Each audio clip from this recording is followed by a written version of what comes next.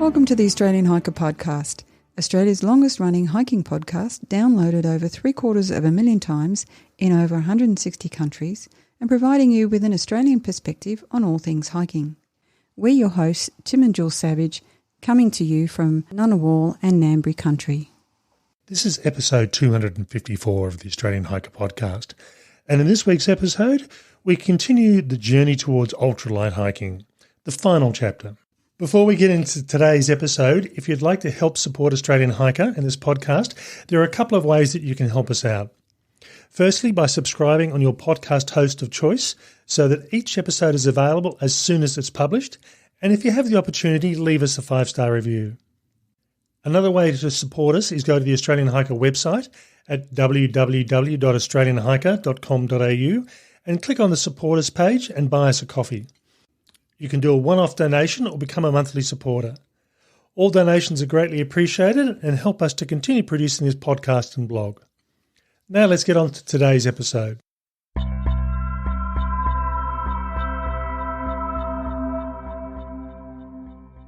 In November of 2016, when we launched the Australian Hiker blog and podcast, one of the first articles and podcasts that we released was A Journey Towards Ultralight Hiking. This article and podcast discussed the concepts behind ultralight hiking and my reasoning for trying to lighten up the load as much as I could, or we could for that matter, to become an ultralight hiker. We revisited this in 2018 prior to my starting the trip on the Bibbulmun track, just to see how light I could actually travel to reduce the impact on this 1,000-kilometre trail. In this episode, I bring a close to my journey towards becoming an ultralight hiker, having landed on a philosophy that will carry me forward even if the journey never ends. We hope you enjoy. Just to provide a bit of background in case anyone hasn't read the original articles or listened to the original podcast, what is ultralight hiking? And in all honesty, these are arbitrary figures that someone somewhere in the past has decided defines a lightweight or an ultralight hiker. There really are 3 levels of ultralight hiking that are accepted by the community as being gospel, if you like, but no one really has sat down and said this is it. When we're talking about weights in relation to ultralight hiking, we're talking about the base weight. And base weight is the weight of your pack minus consumables such as food, water and fuel, and falls, as I said, into 3 levels. The first one is lightweight, where your base weight is 9 kilos or less. The second one is ultralight hiker, and that's the base weight of 4.5 kilos or less. And the third one is super ultralight hiking, where your base weight is 2.5 kilos or less. That means you're pretty much not carrying anything other than bits and pieces in a pack. Yeah, and that's about it. And jokingly, one of the industry luminaries also came up with the term stupid ultralight, where you're carrying so little gear, should an emergency arise, you don't have the gear that you need to manage that situation. I'm not saying just because you're a super ultralight hiker that's the case, but really you're not carrying much. And if something does go horribly wrong, do you have first aid gear? Do you have everything that you need to manage that situation? Probably in most cases, the answer to that is probably no. Certainly from a point of view of ultralight hiking, this has probably been driven more by me than it has by Jill. And in my case, it was driven by a desire at some point in the future to walk the Appalachian Trail or the Pacific Crest Trail. And while this may never happen, it was certainly a desire to lighten my load as far as I possibly could, just to minimise the impact on my now ageing body, to make things much easier. Yeah, and it's not so much an issue that I've ignored, but I want my pack to be as light as possible. I don't want to carry a lot of weight. And I think, when we started out, we were probably like a lot of people, carrying things that we didn't necessarily need and also didn't need for emergency purposes. Now, before we go on from here, if you have had the opportunity, listen to podcast episodes 2 and 73, which were the previous iterations of this episode. just to show you where we started from, where I was 5 years ago, and this episode will take you through to where I am now. Yeah, I'm not sure that we want to encourage people to go back that far to podcast episode 2, but if you're game, go for it. And there are also written versions of those podcasts if you don't feel like listening to the podcast as well. Now, really, the journey started based on a walk that Jill and I did in the Australian Alpine region, not far from Canberra, where we had some fairly decent ascents up some fairly steep roads. And I was carrying around about 19.5 kilos of gear. Jill wouldn't have been too far behind me on that one. Mm-hmm. And it was a real slog, particularly on some of the really steep gradients where in some instances we had a 1 in 4 gradient, which is a pretty decent sort of gradient to try and get up a hill. Yeah, I think there was a bit of whinging on that hike that day. So we came away from that deciding we needed to lighten our packs, and we did that by going through a series of steps or actions. And the first one of those was to actually weigh the gear. Now, this does two things. One, it provides an indication of where the starting point is. So in trying to lighten my load or our loads, we at least know where we're starting from. And, when we weigh our packs every so often, it gives us an opportunity to see where we're actually heading to. Now, those weights that I mentioned were the entire pack weight, not just that included the consumables. So it included water, included food, included stove gas as well. And I think, in all honesty, that's not an unreasonable thing to measure. You can put an awful lot of food and water into a pack, but certainly it's that 19.5 kilos in my case was the full pack weight. Yeah, that's right. And I think, even today, whenever we go somewhere, the last thing that we do is do a test pack and weigh the whole lot and make a decision about whether or not, we actually want to carry what it is that we've got in our packs. Now, I'm a information-driven person. I can be a bit obsessive in some of the things I do. So if you look at the cover image of this podcast or go to the written version of this podcast, you'll see a series of scales. I do actually use 4 scales, 2 for weighing the gear, and I'll use 2 just to make sure that there's no errors. I also have a recent acquisition, which is a very lightweight set of scales for weighing things under 200 grams and has an accuracy of around about 0.03 of a gram. And we also have a set of scales which we use for weighing a weighted pack. And that's more, it's not really doable on the kitchen scales or the small scales we've got. This one we basically hang from these scales. Now it gives us an indication of what the weighted pack is. It's just a simple gauge that you use to weigh your travel bags. And I think the other reason, apart from being able to have a starting point, it also gives you a list of what your equipment is. And I think in a lot of cases, people end up buying, an extra pair of socks, an extra knife or something here and there, and they end up with multiple examples of particular items without realising it. And by going through and putting it into a spreadsheet or a Word document, whatever format you want, it gives you an opportunity to say, well, at least I know what I've got. Nothing worse than going to an outdoor store thinking I need this, and all of a sudden you look at your list and realise you've already got it somewhere and you've just got to find it. Or you've got 3 or 4, Tim. Yeah. Next step we look at is what didn't we use? So on that track that we talked about at the start of this episode where I had 19.5 kilos, there was a lot of gear in that pack which I didn't end up using. Now, there are some pieces of gear like first aid equipment that you're not going to jettison. I have never used my first aid to manage an emergency on any hike ever throughout my life. Now, I've used things like Nurofen, I've used Band-Aids, but I haven't had to get it out and do and splint somebody's leg or do a sling on a broken arm. And on that basis, I could potentially jettison that gear because I'd never used it in the past. But sure enough, the time that I need to use it is the time I don't have it. And while I can be fairly creative, and certainly when you're doing wilderness first aid, you get creative in things you use to splint legs, having things like a sling or having things like compression bandages, not really something you can replace in the bush. So you may never use them. It does add weight to the pack, but it is worthwhile having them. And I think that's also the basic philosophy around first aid anyway, that you have it and you have the training because you may need it, not necessarily that you will need it. Now, on this basis, for that particular track that we talked about, our stove set at the time was a Trangia stove set, and we've got an image of that in the written article of this podcast, that had 3 pots and a fry pan, and we only ended up using 1 pot. So why were we carrying the extra weight of the other pot and fry pans? Because it all fitted together neatly, Tim. Yeah, and it did. That's the way it did. It fit together as a kit.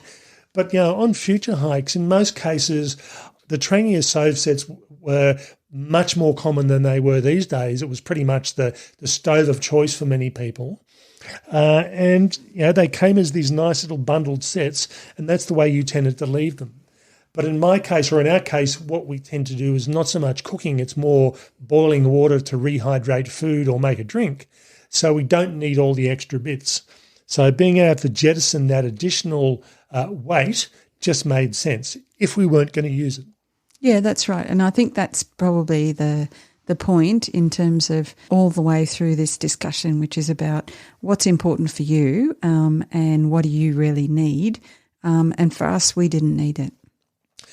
And that's something you can look at with any of the gear you use. When you come home from a hike, you unpack everything, you clean what you need to, you put everything away, have a look at it piece by piece, item by item, and see if there was an item that you didn't end up using. Now, if it was because, as I said, first aid gear, that's a different issue. Safety gear, that's a different issue. But if you didn't use a down jacket because it was the middle of the summer and the cold temperature was going to be 15 degrees, maybe look at not taking that the next time you do a hike in similar conditions. And again, that depends on whether you're doing a couple of days or whether you're doing several weeks, because we know that the conditions can change over several weeks. So, again, it's a judgment about what you do and what you don't take. The next thing we went through and looked at in this process was multi-purposing. Now, there are a few things that I use that serve more than one purpose. On short overnight hikes or even for a couple of days, I will carry a decent quality hiking pillow because I'm not particularly worried about weight. On a multi-day or multi-week hike where I'm carrying food, anything up to 7 or 8 or 9 days of food, the pack can sort of get up in weight, and I want to try and minimise that as much as possible. So I won't carry a pillow on those longer hikes. What I do in that case is I'll use my clothing pack, which has my spare clothes like spare underwear, spare socks. It will have my puffy jacket in there unless it's really cold, and I'll end up using that as my pillow. And I'm quite comfortable with that. I can sleep quite well with that. Now, a hiking pillow, even a good quality hiking pillow, probably is going to only weigh around about 100 grams, so it's not a lot. But 100 grams here, 100 grams there, all can add up over the whole weight of the pack. Yeah, and for me, I don't think, I don't know how to say this, that hiking pillows are actually as comfortable as they could be. So, the difference between not having one and using one is so marginal for me that I may as well not take one. So, it's one of those sort of things. Can you get away with multi-purposing equipment? So my buffs are another example. I don't carry a winter beanie, and that's just me. I'll carry 2 buffs. One's a wintertime buff and one's a summertime buff. And that will keep me, if I double the wintertime buff up, -7, not a problem. It keeps me nice and warm. Yeah, I need a beanie. I need gloves. So if it's cold, I've got the lot. And, again, if we're going to be away for a few weeks, then even a week, I will want all of those things just in case. Okay, so the next thing is gear replacement. Now, I have got gear that 15, 18 years old, or just on 18 years old, and there's nothing wrong with it. So again, I've given some of that gear away to family members. I do occasionally sell off gear, but some of it I still don't mind having as spares in case we take family or friends hiking, or I'll still use it around the house. So things like headlamps. So I tend not to... Sorry, I'm just laughing at you walking around the house with your headlamp on because apparently we don't have electricity. You never know. Wait till the apocalypse. But yeah, it's one of those sort of things where it's having your list, having your list saying my sleeping bag weighs X. When it comes time to replace your sleeping bag, do you want to go for a lighter weight sleeping bag? And really, when you're talking about gear replacement, fit and comfort are the main priorities. And from there, we've got a load of other factors to consider. But really what it comes down to is weight, durability, and cost.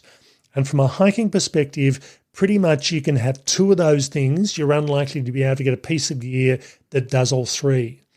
So a lot of really lightweight hiking equipment tends to be fairly expensive, but it doesn't tend to be as durable. So if you think of the old hiking gear from years ago, that was pretty much, the canvas backpack, the canvas tents, which we tend not to use for hiking anymore. Still nothing wrong with them. And if you've got a tent that you don't mind carrying that weighs 4 kilos, 5 kilos, go for it. But that's the sort of thing. The big three, the tent, the sleeping bag, and your pack, are the things where you can make the biggest impact on your weight reduction. But even some of the small items that might only weigh 100 or 200 grams, you might not be able to halve that weight, but you can do 50 grams here or there, or 30 grams here and there, and that all does add up. So look at the considerations when it comes time for replacing gear, and balance the durability, the price, and the weight based on your own personal needs and requirements. One thing I'll talk about here is there's a lot of cottage industry type of tents that are on the market these days with what we used to call Cuban fibre, which is now more known as Dyneema composite fabric. Cuban fibre is a bit easier to say. Yeah, Cuban fibre is a bit easier to say. And it is really durable in relation to getting holes or punctures in it, more so than a standard tent. But it doesn't work very well from an abrasion point of view. That's actually the weak point in that fabric. Now, in most cases, that's not an issue, but if you put your tent up and it's rubbing on rocks, you can end up putting a hole in your tent quite easily. So there's always pros and cons with any new gear, new equipment that comes out on the market. And if it is really, really lightweight, typically that often means that it won't be, not always, but won't be as durable.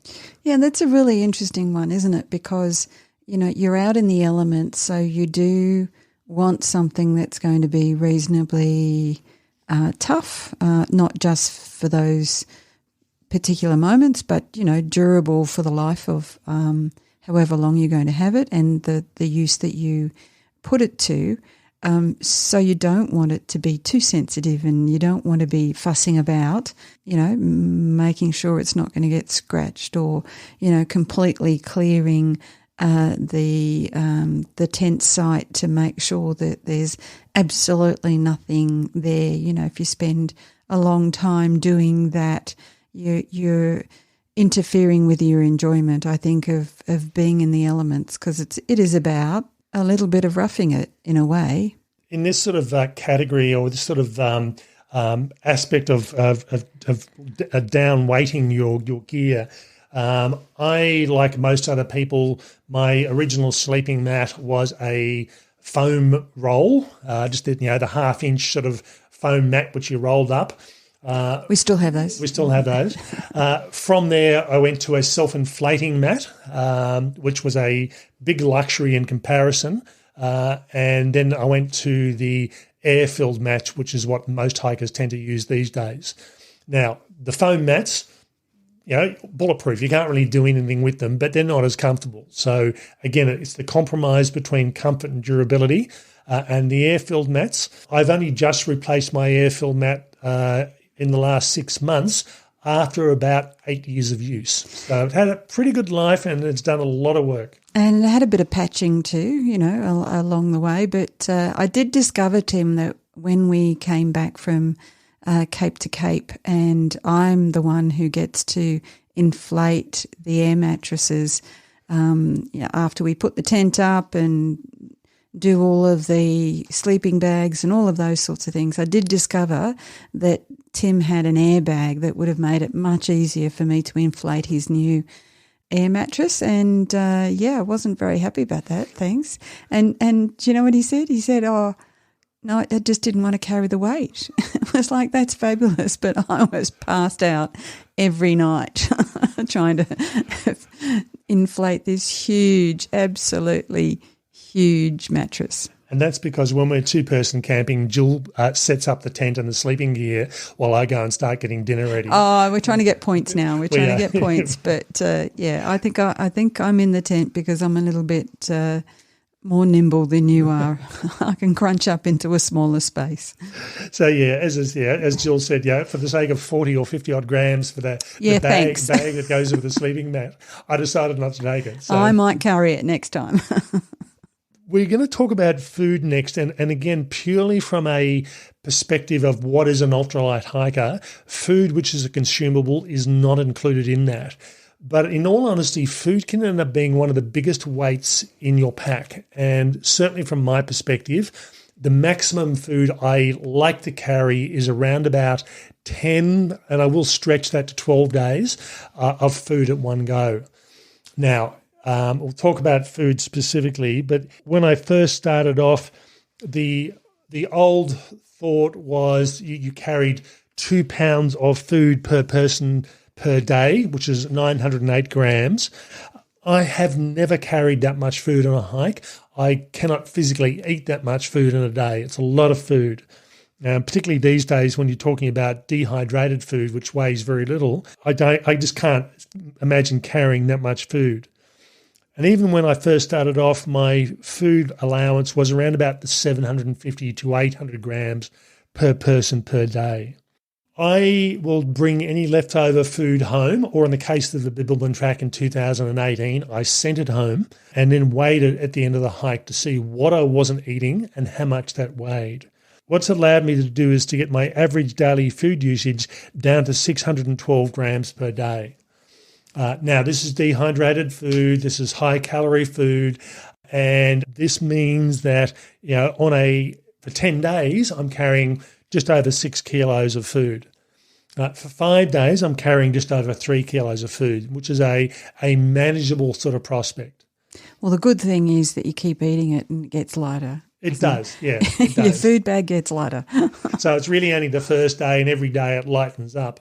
Now, if I'm doing a hike that's 1 or 2 days, I'll carry all sorts of really nice food. I'll carry cheese, as in camembert. I'll carry quince paste. I'll carry all this luxury sort of food that really has a limited lifespan as far as perishability, but will last particularly over a night. And if I did that on a daily basis, it would add up to quite a lot of weight. But if I'm only carrying 1 day or one night's worth of food, weight's not an issue as far as food goes. The other thing that really has changed for me is hiking practice, and this feeds back into food, which I'll talk about in a moment. And the biggest change for me in the last 7 years occurred on the Tasmanian South Coast track at the end of 2022. And I just found that my breakfast options, which had suited me well for around about 7 years, dried cereal, overnight oats, I just lost interest. And I think it's one of these things, if you keep on eating the same things over and over again, eventually you just don't tend to cope with it. So jerky is another one. I don't eat jerky anymore. I love jerky, but I just can't seem to stomach it on a hike. And it's just one of these things. It's just a quirk of I've been there, done that, don't feel like eating it anymore, but I'll eat it at home. As a result of that, I ended up having, what I had left over from that hike was cereal. So had I needed to extend my hike for another couple of days, that wouldn't have been a problem. But I would have been eating cereal for breakfast, lunch and tea for 2 days. But, yeah, I wouldn't have starved. And what I was finding that I was doing was because I wasn't eating cereal, I also wasn't getting my stove out and having a hot cup of tea in the morning as well. And I was just eating a breakfast bar or a muesli bar as I was walking. So I was finding that in addition to reducing my food weight because I'm no longer carrying cereal anymore, and muesli bars just tend not to weigh as much, I also found that I was getting out of camp around about half an hour earlier than I normally would do, because that time of setting up the stove, having a cup of tea, just sitting there and savouring a cup of tea and having my cereal, that cost me around about half an hour in preparation time and eating time, whereas just by having that additional muesli bar or breakfast bar, I'd pack everything up, I'd start walking, and I'd be eating as I was walking for the first 10 or 15 minutes, nibbling as I went. So the thing here, though, is that you're talking about a time when you were hiking solo. Yep. And, I think you go hiking for all sorts of different reasons. Most people don't hike solo. So that social aspect of, having a cup of tea in the morning and having a bit of a chat about the day and, basically not running away from the campsite at great speed, that's, part of the journey for most people. And, we do that when we're together. You may have modified what you eat, but we still have something to eat. We boil some water and we have a bit of a chat. So you're probably not getting away any faster when you're with me. And it makes sense that when you're solo hiking that's what you want to do. But I think, again, this is, what suits particular circumstances is what we're talking about. Yeah, and it is. Solo hiking when I'm trying to cover big mileage in a day or big kilometerage in a day, different issue. But yeah, it's really what suits your style of hiking. But as Jill said, for solo hiking, it's now changed what I do, and it's for me that was the biggest shift, if you like, over the last 7 years, because again, extra time and reduced weight, which allowed me to get my weight down to the weight that I have in relation to my food. The other thing that surprised me over the last 6 to 8 months, and I'm going to say here, ignore everything we've just gone through and said. Now, not everything, but I'll use a couple of instances here. In the last 6 months, I've added 2 pieces of gear to my hiking kit. One's a replacement kit, and that was my sleeping mat, where I actually didn't replace my old sleeping mat with the same model. I went for a warmer and heavier version. Now, when I'm talking about heavier, I'm talking about an additional 80 grams and a slight increase in bulk as well. But really, this is the first time I've ever increased the weight of something rather than reduced the weight. This is for a couple of reasons. Jill used to complain about my sleeping mat being really noisy and squeaky, and the new mat... Because it was. And the new mat... Oh, I didn't hear it. And the new mat is, as much as Jill says not, the new mat is much quieter. It's quieter. Yeah. I would not say it was much quieter, but there are ways of dampening the noise, yeah. And it's also a warmer mat as well, which means I get a better night's sleep because it's a noticeably warmer sleeping mat. Now, yeah, that's good for you, isn't it? Yeah. So it works really well. The other thing that I did was, this just wasn't a replacement. This was a totally new item that I added to my pack, which I've never carried before, and that was a sit mat. And in the case of the sit mat I'm talking about, it's a small piece of foam that looks like a miniature version of the foam, the high quality foam sleeping mats that are used these days, and it weighs 40 grams. So again, it's almost non-existent in weight. It takes up very little bulk. It fits in the side pocket of my pack, so it's easy to get out. But I think you should have substituted the airbag for the sit mat. If it was 40 grams here or 40 grams there. I'm telling you, the airbag needs to be included. So in my case, I spend a lot of time on any hike because I'll normally snack as I go, but around about every hour and a half, I will stop and sit for a break. So I'll stop an hour and a half after I've started. Normally an hour and a half of that is a lunch break. Then an hour and a half after that's afternoon tea. Maybe a second break, but usually not because usually by that stage I'm getting towards the end of the day. And he's a pretty fussy sitter, so I'll find anywhere to sit or squat or lean. Tim won't.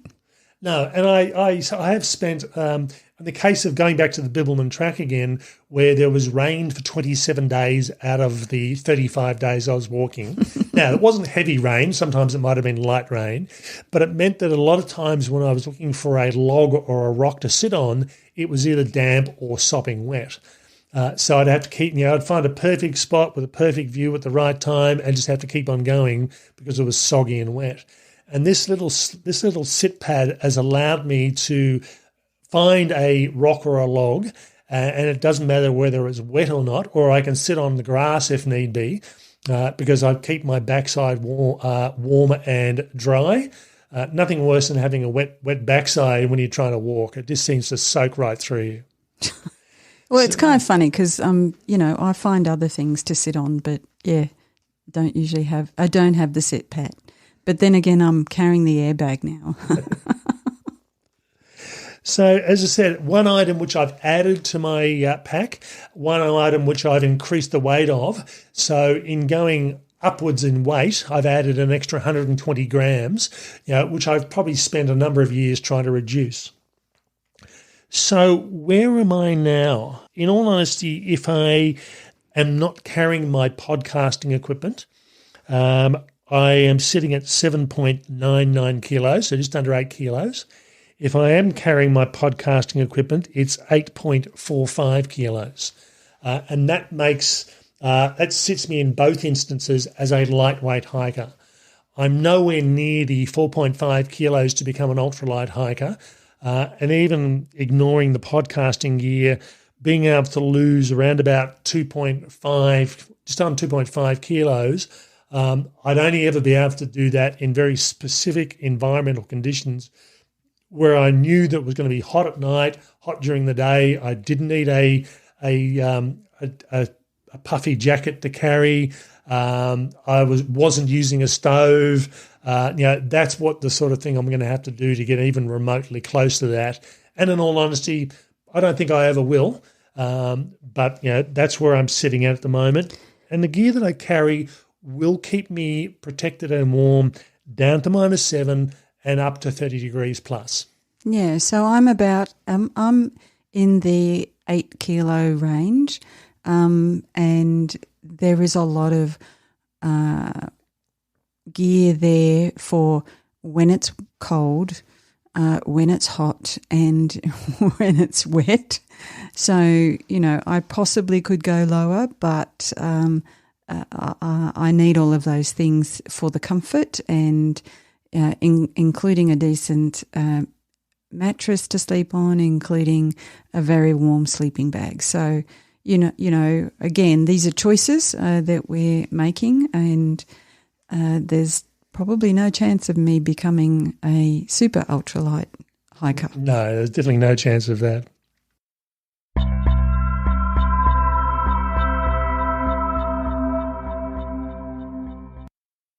As a final wrap up to this podcast, I don't think anyone's going to argue that carrying less weight on your back is more comfortable. It's just a fact. The lighter your pack is, the more comfortable your hike is. And typically what you're looking at is there's an old adage, comfortable on the trail, comfortable in camp. So carrying a heavy pack that's loaded with luxuries, you're going to feel it when you're walking, but when you get into camp at nighttime, you've got a nice seat.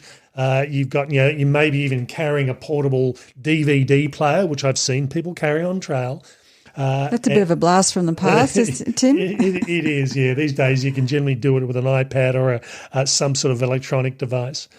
But really, you've got to make that choice. Is what are you looking at? If you're carrying, and I've seen people carrying 34 kilo packs, that is just not comfortable in any way, shape, or form. It just you need to get the weight down. And while the preference was to carry a weight less than 25% of your body weight, I still think that's too high personally. I think 20% is probably the maximum you want to aim at. And when if you know what your body weight is, then you can say, well, based on that, this is what my pack weight is. And then you need to look at what gear you need based on the conditions that you've got, and see what it is you can try and get it to get to that roughly 20% of your body weight. Yeah, and we have to remember that, this is not the military, and we're supposed to be having fun. We're supposed to be enjoying what we're doing. So the less that you carry will contribute to that. Now, as mentioned previously, there are some items you should never get rid of. So having a first aid kit of some sort, and what that is really you're going to define that. But as I said, I've never used a compression bandage. I've never used a sling on a hike. I will always carry them just in case. So, I'm not going to try and save weight by jettisoning those sort of items. Yeah, but again, the weight of those is marginal as well. We've probably got several crepe bandages and several slings and several this and several that. You can have the bare essentials and still be safe. So I think in our journey towards becoming an ultralight hiker, I think we've pretty much got a philosophy now, and that we've gone through and talked about what that is in this episode. However, as I mentioned, I'm never likely to fall into the ultralight category, particularly as a blogger. But what I would say is I'd encourage everyone to take a serious look at their equipment and what they're carrying in their pack. What are the options for jettisoning that gear, for replacing that gear with lighter gear when the time comes, to reduce the impact that you have on your body? Yeah, and the thing to remember is you don't actually have to fill your pack to its limits. No, and I think that's it. I think if you have a pack that's got spare space, you tend to go through and fill it. So really you should work backwards from that and work out what gear you need, and then work out what pack do you need to buy from there. Now, I'm in a situation where I'm lucky enough to have packs of multiple sizes. So on a 4-day hike that's not in snow conditions, I will use a 36-litre pack, and that fits all my gear quite comfortably.